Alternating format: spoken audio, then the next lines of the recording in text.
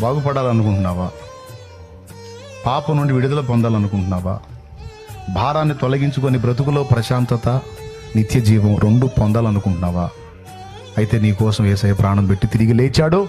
త్వరలోనే, ఇంకా త్వరలోనే రాబోతున్నాడు రెండవ రాకడలో. నిన్ను ప్రేమించి నీ కోసమే ప్రాణం పెట్టాడు. కనీసం ఈ రోజన్నా కళ్ళు తెరుస్తావా? ఈ రోజన్నా మారు మనసు పొంది ఆయన రక్తంలో పాపాలు కడిగేసుకుంటావా? రక్షణ సిద్ధపరిచాడు, వచ్చి పొందటమే నీ బాధ్యత. నేను పొందను అంటే శిక్షకు గురవుతాం. పొందుకున్నట్టయితే నిత్య జీవాన్ని స్వతంత్రించుకుంటాం. ఈ మందిర ప్రతిష్ఠ ఆరాధనకి మీరు వచ్చారు. మందిరం కాదు, ముందు మీ బ్రతుకులు, మన బ్రతుకులు ప్రతిష్ఠితం కావాలి దేవుడికి.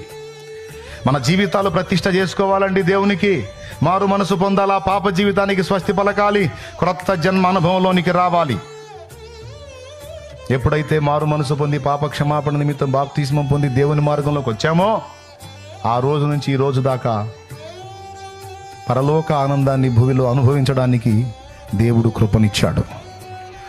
మరి నీ భారాన్ని తొలగించుకోవడానికి నువ్వు సిద్ధపడుతున్నావా? యేసు రక్తము నీ కోసమే చిందించాడు. ఇంత పెద్ద కూటం నీ కోసమే ఏర్పాటు చేశాడు. ప్రభువుకి నువ్వు కావాలి. నీ కోసమే ఆయన ఇది ఏర్పాటు చేసి నువ్వు వస్తావని తెలుసు ఆయనకి. అందుకే ఈ మాటలన్నీ స్పష్టంగా నీకు అర్థమయ్యేటట్టు మాట్లాడిచ్చాడు.